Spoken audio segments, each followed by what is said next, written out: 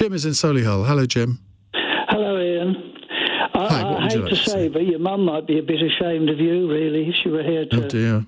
Yes, Why? well, I think so. We're not a tolerant, or well, we might think we're a tolerant society. I would say that we're a debased society. We've lost all sense of right and wrong and morality.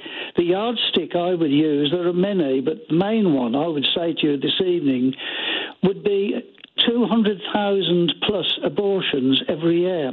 Abortion is a euphemism. It actually means the killing or the ending of a life, surgically or chemically, of a young baby in the womb. It's not a subjective fact of religious people. It's an objective biological fact. And it's supported in this country by the government, by MPs, by the judiciary, by the medical profession, and worst of all, by the Royal College of Midwives. It's an absolute disgrace. We live in a society... So you'd like to go back to the days of backstreet abortions, would you? Moral to the point of wickedness. We're taking, since 1967, 10 million lives of young babies in the womb. Jim, this is not... Jim, you and me. Jim. Yes. This is not an abortion phone-in, it's about morality in general. But you clearly would like to go back to pre-1967 when when backstreet abortions were rife and many women died because of them. You'd like to return to those days, would you? Certainly not. I don't agree with backstreet abortions. And David Steele, if you read the research, Ian, which you ought to do, you'll find that he lied in Parliament to use that argument to force that bill through.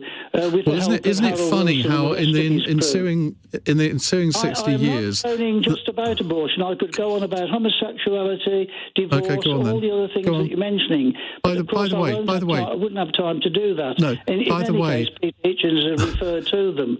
By the way, why, society, Jim, honestly, this is not a monologue.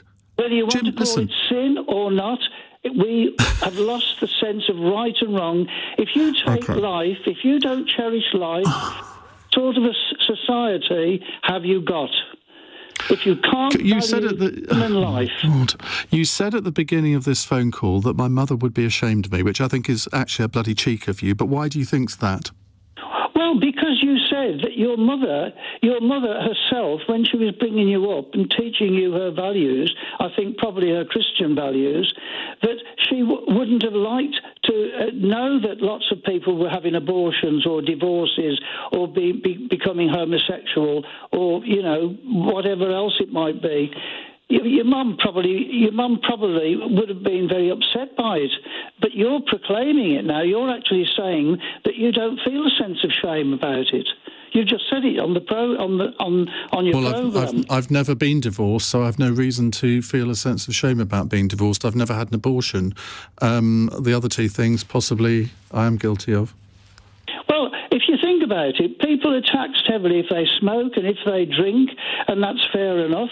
Well, I think if people want to take the life of their own baby, if they want to contracept, bearing in mind contraceptives, with the exception of the condom, are all abortifacients, they should be taxed on it.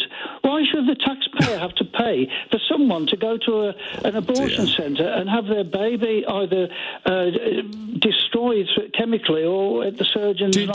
Do you think that gay people should live forever with a sense of shame then because they're gay? No, I don't think. I think if people are homosexual and that's the lifestyle they want to have, I think they should just get on with it like everyone else. Like we're heterosexuals, we just get on with our lives. I don't think it's certainly wrong for homosexual people to be in any way, what shall I say, bullied or in any way, incriminated. But if that's the life that they want to have, yes, carry on with it. But they shouldn't be in a position, which has happened now, where they're dominating the rest of society.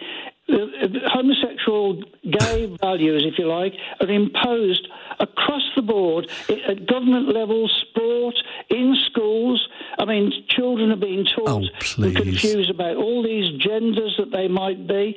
It's it's actually an abuse of children. So basically, gay people shouldn't be radio presenters, should they? Because they might influence people to be gay. No, gay people can be in any job. They can be in any job. Thank you. And that's part of the course. But at the same time, I don't think the homosexual ideology should prevail to the level. Sorry, what is the homosexual? Oh my God, I'm going to have to go there, ladies and gentlemen. Jim? What is the homosexual ideology? It is to say that in schools, children are to be taught that being homosexual is the same, is an equivalent of being heterosexual, and that homosexual marriage is the same as heterosexual marriage. It isn't. Well, the law says it is. It isn't. Doesn't matter what the law says. Two men can't have. Elton John and his partner can't have a baby together. They have to pay they have had one. thousands of pounds to a surrogate mother, and then they don't put her name on the child's certificate. But that would have been Jim. Stop. That would have been illegal 30 years ago because gay people weren't allowed to adopt children or have children through IVF, and they are now. Presumably, you don't think that's a good thing? I don't. I disagree with homosexual people. If you can't have a child naturally, I don't think... I don't want to go... you probably don't want me to go in describing the various actions that homosexual people are having or do have. Oh, I know them all, Jim. I don't need you to tell me about them, but thank you very much indeed. They can't conceive a child between the two of them.